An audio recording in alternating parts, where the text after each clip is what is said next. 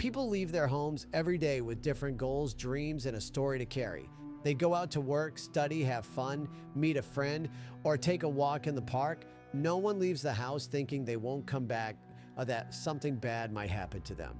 We often live under the illusion that certain things only happen in movies, or to someone else. But if we stop to think for a moment, we quickly realize that's not true. The truth is, we're all exposed. We all live subject to things we don't want to happen. And that's exactly what happened to the countless victims of Ted Bundy, to say the least. Why was he so successful in carrying out his crimes? How did he do it? Could it be that the same techniques and manipulation strategies he used are being applied to you, or worse, against you? In sales, by criminals, and even by some religious figures, the same psychological tactics Ted Bundy used are applied every single day, all to gain selfish and hidden advantages, often with the ultimate goal of harming us. Is it possible to recognize when someone's trying to deceive us? Is it possible to protect ourselves from these social predators? Yes, it is. And the best way to do that is by understanding the principles behind their actions. And why not learning how we can also use those same techniques in an ethical and moral way to achieve our own professional and personal goals? Commitment and consistency. The danger of being too nice. We grow up hearing that we should be polite, helpful, kind. Women especially are taught from a very young age not to make a scene, to smile even when they're uncomfortable, to be agreeable, to help whenever someone asks. But what happens when this kindness becomes the perfect bait for predators? This was one of the main psychological tools Ted Bundy used to deceive dozens of women and the entire world. The mental trigger, known as commitment and consistency, described by psychologist Robert Cialdini, is based on a simple premise. Once we commit to an idea, an image, or an action, we feel an internal pressure to behave in a way that is consistent with that initial commitment. And more than that, the more public or visible the commitment is, the stronger that pressure becomes. Now imagine this. Ted Bundy would approach young women in public places pretending to be injured, with his arm in a cast, for example. He would ask for help carrying books, opening his car door, or putting something in the trunk of his Volkswagen Beetle. Asking for help automatically activates our sense of solidarity, especially in a culture where women are conditioned to be helpful, to avoid appearing rude, and to give people the benefit of the doubt. And here's where the trigger kicks in. By agreeing to help, the victim commits herself to a narrative that she's doing something good for someone who appears harmless. After that, everything that follows seems to make sense because the brain seeks coherence with the first choice. Even when subtle warning signs begin to appear, a strange feeling, a comment that doesn't quite add up, a request that feels off, many of these women didn't pull back because stepping away would mean admitting they were wrong from the beginning. And our brain hates admitting that. Several accounts from the time show this exact pattern. One survivor later reported that even though she felt something was wrong, she kept helping. Years later, she said, "I had already said yes. I didn't want to look crazy." And here's the most disturbing detail. This didn't deceive ordinary women alone. Ted Bundy deceived psychologists, law enforcement officers, and interviewers. He studied law and had training in psychology. He knew exactly how to behave in a way that was consistent with the image he wanted to project. He was consistent. He never raised his voice. He was polite, articulate, well-dressed. All of this reinforced the initial commitment people made with him. This man is trustworthy. And this is not exclusive to serial killers. Dishonest salespeople do the exact same thing. They ask for something small and just 1 minute of your time, just a quick look, and you say yes.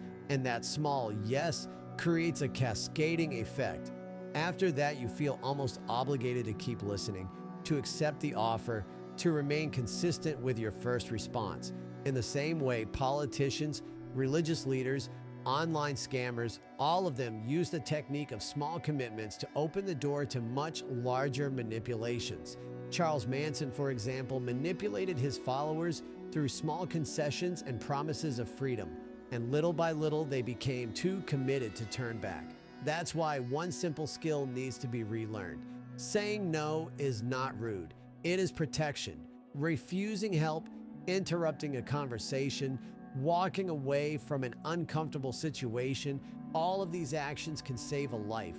Being consistent with your own values is far more important than staying consistent with a bad decision made at the very beginning.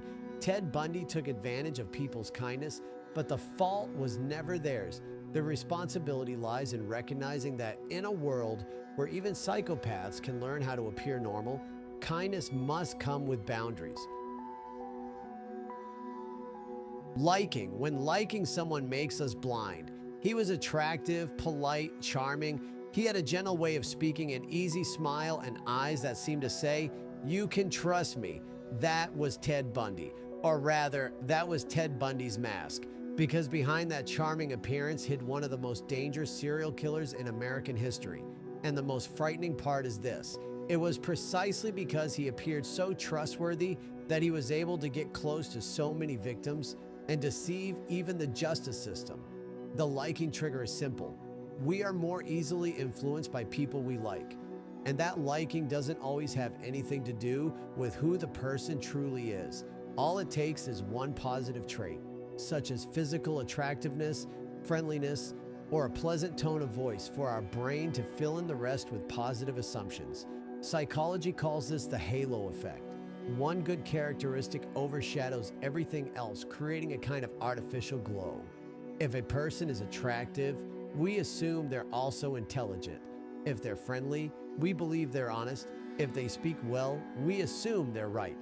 Ted Bundy knew this, and he used it. He took care of his appearance. He wore neat clothes. He had good posture, a strong vocabulary, studied law, and spoke with politeness. He was the opposite of what people expect a killer to look like.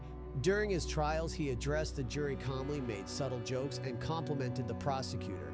He looked more like a likable student being falsely accused than a ruthless predator. Some people applauded Bundy in court. Others said, "There's no way this man could have done that." Women sent him love letters while he was in prison, and that power came from what he represented, not from who he actually was. And Ted wasn't the only one to manipulate through the power of liking. Paul Bernardo, known as the Ken of Scarborough, was another psychopath who used appearance and charisma as armor. Blonde, attractive, polite. He was called Ken because he looked like he had stepped straight out of a Barbie commercial. No one imagined that behind that smile was a brutal rapist and murderer who, along with his wife, Karla Homolka, was responsible for horrific crimes, including the murder of his own sister-in-law. During the trial, many people said they couldn't believe that someone with that kind of appearance could be guilty. Once again, the halo effect was at work. Physical beauty and gentle behavior erased in the public's eyes any possibility of evil. Studies show that children considered more attractive receive more attention from teachers and peers. They are seen as more intelligent, more trustworthy, more deserving of affection. In adulthood, attractive people are more likely to get hired, earn higher salaries, and even receive lighter sentences in court. This shows just how flawed our judgment can be when it's based solely on appearance or likability. And you don't need to be a psychopath to use this trigger. That charming coworker who's always asking you for favors, the overly nice boss who crosses boundaries but does it with a smile, the sales professional who treats you like a close friend within 5 minutes of conversation. All of them, very often, use this trigger.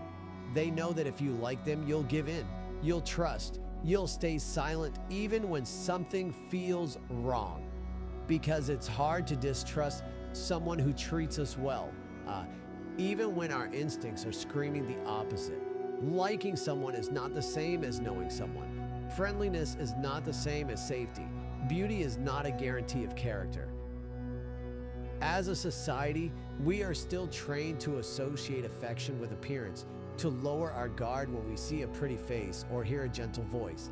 That's why it's essential to go beyond first impressions. Being polite is one thing, being charming is another, and manipulating through charm is far more dangerous. This isn't about living in constant suspicion of everyone. It's about remembering that sometimes evil wears a face that looks trustworthy, and that's exactly what makes it so effective. Authority. When appearance becomes a trap, When we think of someone trustworthy, we usually associate that trust with three things: knowledge, social status, and morality. That's why we listen to doctors without questioning, follow teachers' advice, and place our faith in religious leaders. The voice of authority carries weight, and Ted Bundy knew exactly how to use that. He wasn't just another good-looking young man. He dressed like someone respectable, spoke like someone educated, and accumulated social roles that reinforced that image. The result? People believed him before they even stopped to think. Ted studied law. That title alone was enough to give him an aura of credibility. After all, he was someone who knew the legal system, who could argue persuasively, and who could speak as an equal to judges and attorneys. But it didn't stop there. He had training in psychology and worked on a suicide prevention hotline. Because of that, he was seen as someone who genuinely cared about the well-being of others. Imagine the contradiction. The same man who advised desperate people to keep living was at the same time coldly planning how to destroy lives. Ted was also politically active. He was affiliated with a political party, attended meetings, and had connections in prestigious circles. This further reinforced his image as an upstanding citizen. And as if that weren't enough, he was a member of a Christian church. He attended services, was in a stable relationship with a divorced mother, and took care of her daughter as if she were his own. All of this created a solid narrative that he was an upright man, trustworthy, incapable of harming anyone.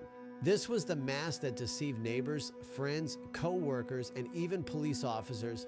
Who would dare to suspect someone who seemed to carry so many credentials of moral and social authority?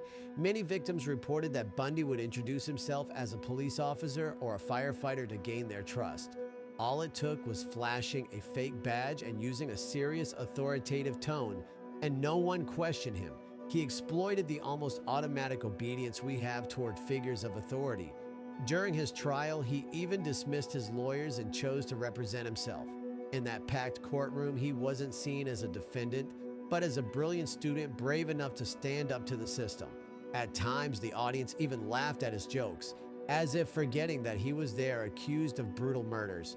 This is the power of authority. When we believe someone has knowledge, moral standing, or social status, we tend to lower our guard and follow their lead. And Ted wasn't the only one to hide behind the mask of authority. Dennis Rader, known as the BTK Killer, lived undetected for decades because he knew better than anyone how to manipulate symbols of respect and morality. Rader was the president of a Lutheran church council, a Boy Scout leader, married, and the father of 2 children. In the eyes of the community, he was the model of a religious, upright, family-oriented man. That social role shielded him from suspicion.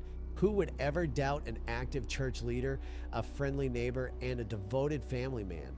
Meanwhile, behind the facade, he tortured and murdered victims, keeping police in the dark for more than 30 years. To amplify his sense of power even further, he sent letters to the media and to authorities describing his crimes and openly taunting the police as if he were untouchable. The result? For decades, no one imagined that the killer terrorizing the city could be the very man preaching Christian values on Sunday. Classic studies prove this dynamic. In famous psychological experiments, volunteers obeyed orders from authority figures even when it meant harming others, simply because someone in a lab coat or in a position of command told them it was necessary. It's the same logic Bundy applied in real life. The way he spoke, his gestures, his social credentials, and even the environments he moved through gave him a veneer of authority that made people obey. At the very least, stop questioning. And here's the most delicate point of all. This same trigger is used every single day, right in front of our eyes. When a professional pushes unnecessary treatments simply because he is the doctor. When religious leaders manipulate followers because they are seen as men of God. When politicians use their position to convince voters that they are speaking the truth. Authority can be a blessing when it's used ethically. But in the wrong hands, it becomes one of the most lethal weapons. Ted Bundy was never just about physical violence. Above all, he was a master at manipulating symbols of trust. And that is what allowed him to live for years as if he were untouchable. The lesson here is clear. Authority should never be confused with truth. A degree, a social position, a uniform, or even a stable relationship do not guarantee character. It's necessary to look beyond appearances and to question even when everyone around you seems to accept things blindly. Because sometimes the predator is hiding behind the most trustworthy face in the room. Throughout this video, we've seen how three powerful psychological triggers, commitment and consistency, liking and authority, were used by Ted Bundy to manipulate, deceive, and destroy lives, and how these same triggers are used every single day by people with malicious intent. These triggers are not modern inventions nor supernatural tricks. They are part of our psychology, shaped by thousands of years of social interaction.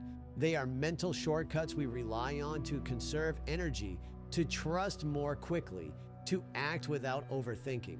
And that is precisely why they are so dangerous, because they can be exploited by those who understand how they work. Ted Bundy was not a monster hiding in the shadows. He operated in broad daylight, in libraries, universities, courtrooms, churches. He smiled, he asked for help, he presented himself as trustworthy. And in each of these situations, he took advantage of our natural tendency to be consistent, to like those who appear pleasant, and to respect figures of authority. What is truly disturbing is not only the cruelty of his crimes, it is realizing that the same mechanisms that made innocent women trust him are present in our everyday lives every single day. When we keep a conversation going, even though it feels uncomfortable, simply because we already said yes at the beginning. When we trust someone more just because they're attractive, friendly, or well-spoken. When we follow orders or opinions simply because they come from a respected figure, without questioning. And here's the crucial question. How many times have you been deceived by these very same triggers? Maybe by a persistent salesperson who started with a small request, maybe by someone who seemed too charming to be true, maybe by a boss, a politician, or a leader who used authority to demand respect they hadn't earned. These triggers don't appear only in the stories of serial killers. They are present in abusive relationships, financial scams, fake news, and manipulative narratives that circulate every day. What we learned from Bundy and from so many other psychopaths is not just about the horror they caused, it's about the urgent need to look inward, to question, and to learn how to recognize these patterns.